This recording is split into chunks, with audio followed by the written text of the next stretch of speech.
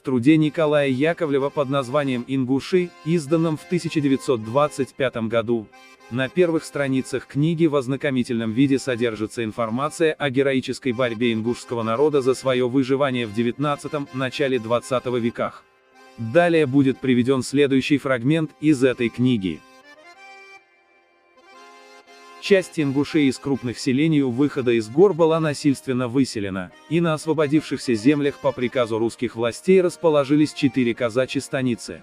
Таким образом, часть ингушских земель была несправедливо отобрана, и жизнь ингуша сделалась очень тяжелой. Земли, годной для обработки, стало меньше, а кормиться на ней должно было то же число ингушей, что и прежде. Часть из них к тому же была разорена переселением. Если подсчитать всю площадь земли, занятую ингушами, то окажется, что в Ингушии на каждую квадратную версту приходилось 44 человека. А при такой густоте населения с трудом можно кормиться земледелием при низком его уровне, обычном у нас в России.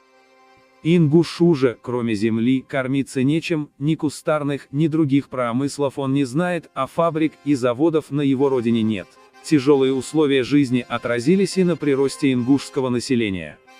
Ингуши увеличиваются в числе значительно медленнее, чем их соседи, казаки, осетины и кабардинцы, имеющие больше земли и живущие гораздо богаче. Но ингуши не мирятся со своим положением, не хотят вымирать и начинают упорную борьбу с насильниками. Конечно, они не могут действовать открыто, но из добрых и кротких людей в короткое время становятся первыми абреками, как называют здесь разбойников, на Кавказе. Грабежи и убийства в станицах и даже среди бела дня во Владикавказе, ограбление поездов, организация целых отрядов, вооруженной рукой отстаивавших право ингушей на жизнь и место под солнцем.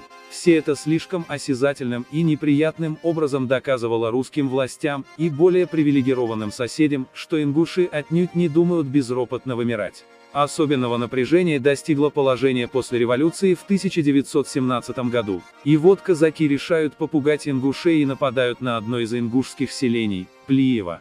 Нападение вызывает огромное возбуждение по всей Ингушии. Верховые гонцы всюду поднимают народ, и моментально происходит поголовная мобилизация всех способных носить оружие. Один мой знакомый рассказывал, что он с такой стремительностью поднялся прямо с постели и бросился в путь, при этом известие, что уже на коне и в дороге заметил, что позабыл обуться. Ингуши объявляют священную войну, газават называют ее мусульмане. Казакам, по старому обычаю, собираются на всенародное моление на горе Ачимборс и приносят в жертву белого быка, как приносили когда-то их предки. Сейчас же избирается военное командование, которому беспрекословно подчиняются все ингушские силы. И вот с конца 1917 по июнь 1918 года, то есть ровно полгода, Ингушия находится как бы на осадном положении. Всюду вооруженная охрана, патрули осматривают проходящие через Ингушию поезда, все мужское население, с винтовками за плечами.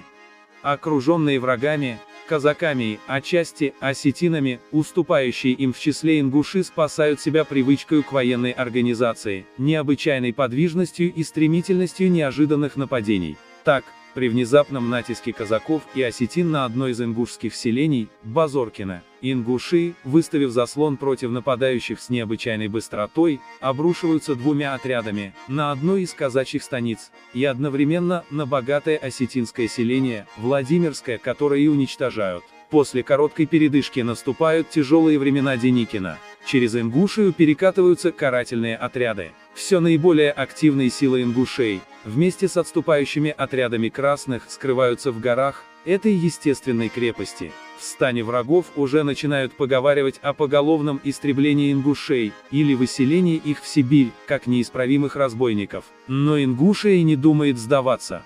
Раздавленная на плоскости, затаившись в горных ущельях, она лишь ждет удобного случая, чтобы снова броситься на своих врагов. Теперь ингуши получили, наконец, возможность нормального развития экономических и политических основ своей жизни. Захваченные казаками земли возвращены им обратно, и в старых казачьих станицах водворяются потомки жителей когда-то выселенных аулов.